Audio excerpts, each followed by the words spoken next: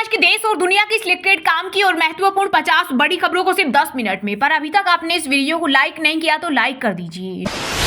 Electoral bond BJP की सबसे बड़ी उगाही करने वाली स्कीम थी, परंतु उसी ने बीजेपी की बैंड बजा डाली, जिसके बाद अब भाजपा के होर्डिंग से प्रत्याशी गायब हैं। बीजेपी पर तगड़ा हमला करते हुए बोले राहुल गांधी, कहा भ्रष्टाचार मिटाने वाले पीएम मोदी ही निकले भ्रष्टाचार की चैंपियन। अगर इलेक्टोरल बॉन्ड स्कीम सही थी तो सुप्रीम कोर्ट ने उसे रद्द क्यों किया।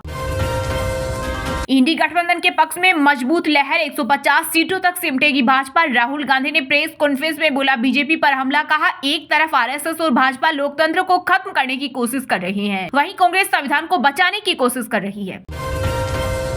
यूएन की लेटेस्ट रिपोर्ट ने किया बड़ा दावा, कहा भारत की जनसंख्या 144 करोड़ से ज्यादा, 77 साल में हुई दोगुनी, 14 साल तक की उम्र की आबादी करीब 35 करोड़। शंभू बॉर्डर पर किसानों ने रेलवे ट्रैक जाम किया, बैरिकेडिंग तोड़ी, पुलिस से हुई धक्का-मुक्की, 34 ट्रेन प्रभावित, वहीं 11 ट्रेन हुई कैंसिल।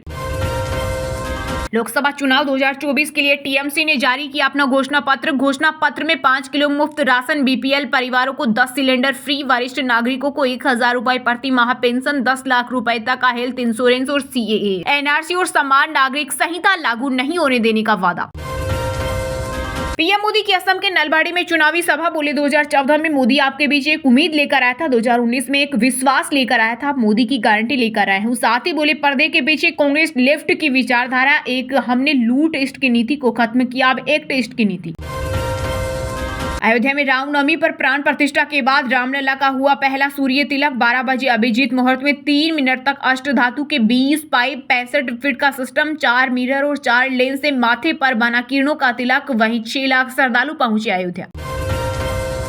लोकसभा चुनाव के लिए आम आदमी पार्टी ने राम राज्य वेबसाइट की लॉन्च, मंत्री आतिशी ने कहा रघुकुल रीत सदा चली आई, प्राण जाए पर वचन आ जाए, भगवान राम को राम राज्य के लिए बहुत संघर्ष करना पड़ा था, 14 साल वनवास काटना पड़ा था, आज केजरीवाल जी भी अपने वचन पूरा करने के लिए संघर्ष कर रहे।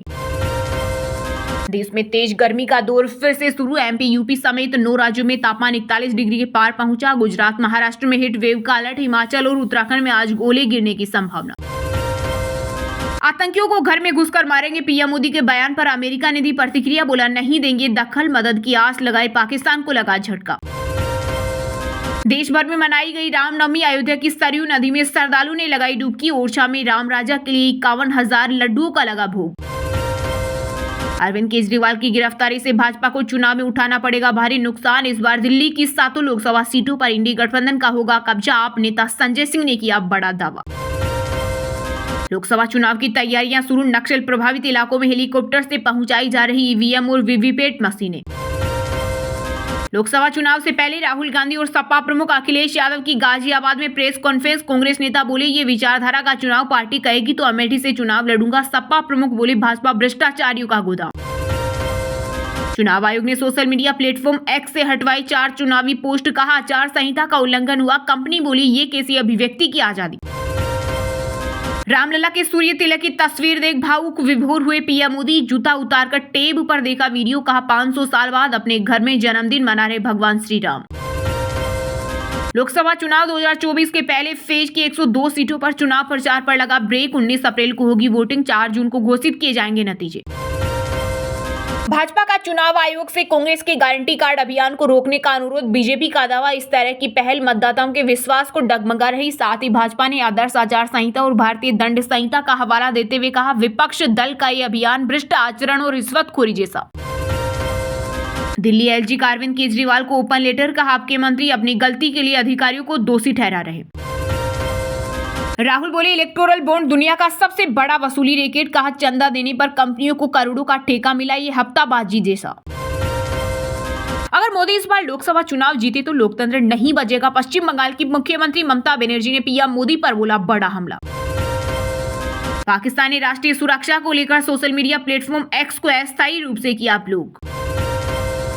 कांग्रेस की राष्ट्रीय महासचिव प्रियंका गांधी के पति रॉबर्ट वाड्रा ने फिर दिए राजनीति में आने के संकेत, कहा मैंने राजनीति से दूर रहने का प्रयास किया था, लेकिन पार्टी को लगता है कि मैं बदलाव ला सकता हूं तो मैं पार्टी के लिए तैयार हूं। अरविंद केजरीवाल को मंत्रियों विधायकों के साथ वीडियो कॉन्फ्रेंसिंग की इजाजत देने की मांग, हाईकोर्ट में जनहित याचिका दाखिल।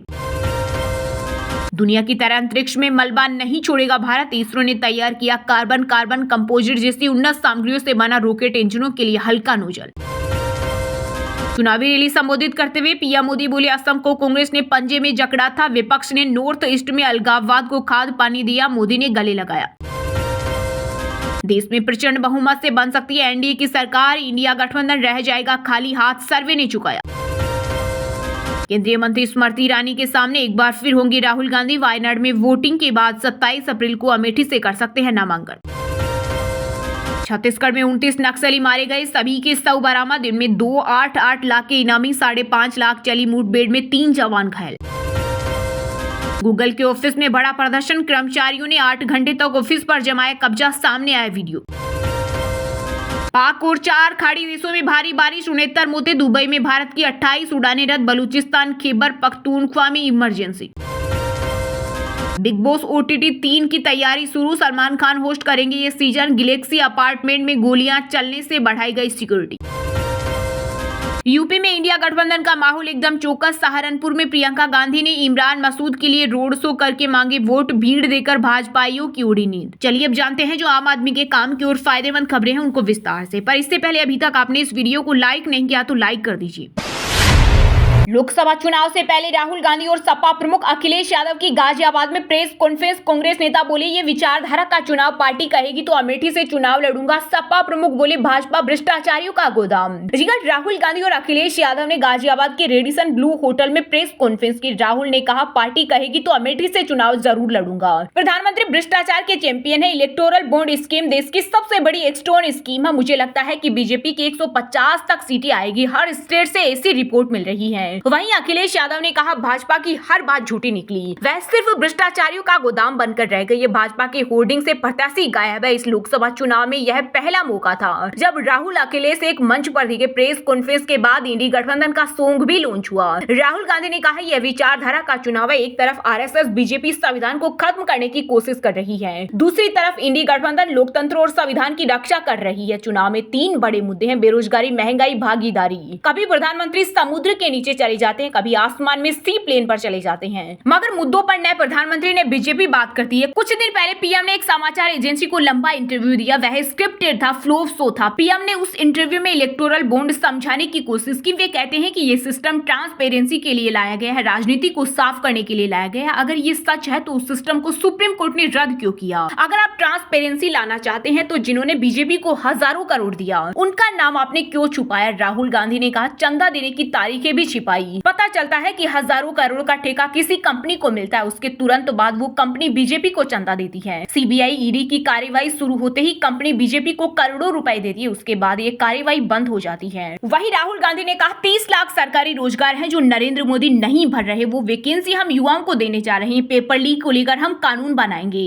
हर गरीब परिवार की लिस्ट बनाएंगे, हर परिवार में से एक महिला को चुनेंगे, उसके बैंक अकाउंट में महीने में 8,500 रुपए और साल के 1 लाख रुपए डालेंगे। राहुल ने कहा कि मैं जातीय जनगणना की बात कर रहा हूं, मैंने भागीदारी की बात उठाई, हिंदुस्तान के किसी भी क्षेत्र में पिछड़े, दलित, आदिवासी, गरीब, जनरल कास्ट के लोग मिलेंगे। वहीं अखिलेश ने कहा इनका एक ही नारा है, झूठ बोलना और जनता को लूटना। लूट और झूठ भाजपा की पहचान बन गई है। चुनाव बाद इनका सफाया होने जा रहा है। सरकार ने 60 लाख नौजवानों का भविष्य अंधेरे में डाला, भाजपा का 2,25,000 वोट हर लोकसभा में कम हुआ है, इसलिए एक भी वोट बट न जाए। जहां हमें मतदान करना है वहीं हमें सावधान भी रहना है, तभी भाजपा का सफाया होगा। ये देश का चुनाव है, देश की जनता बदलाव चाहती है, बदलाव की हवा पश्चिम यूपी से चल रही है।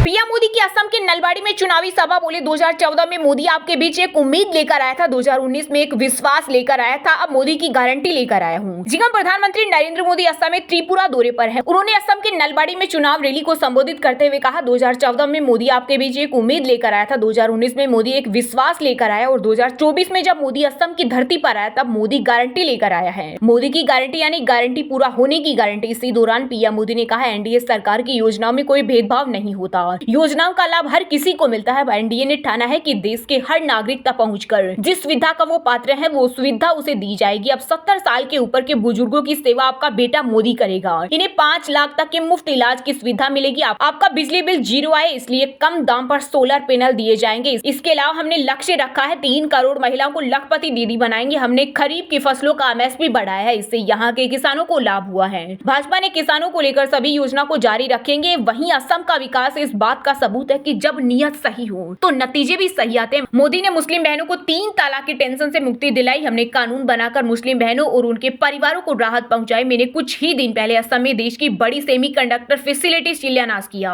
इससे 15,000 से ज्यादा युवाओं के लिए रोजगार के अवसर मिलेगा। ये ऐतिहासिक शुरुआत है। कांग्रेस को दिया आपका वोट, केंद्र में सरकार नहीं बनाएगा। भाजपा को दिया आपका वोट, विकसित भारत बनाएगा। 4 जून को नतीजा क्या होने जा रहा है ये साफ दिखाई दे रहा है। और हाँ दोस्तों, आज के मुख्य समाचार बड़ी खबरें यही समाप्त होती है। आप हमें कमेंट करके बताना कि लोकसभा चुनाव 2024 में आपके हिसाब से कौन जीतेगा, एनडीए या इंडिया। और हाँ, वीडियो को लाइक जरूर करना और अपने दोस्तों के साथ व्हाट्सएप फेसबुक पर शेयर कर देना और चैनल को सब्सक्राइब करके बेल आइकन को प्रेस कर लेना। मिलते हैं आपको कल देश दुनिया की बड़ी खबरों के साथ। बहुत बहुत धन्यवाद।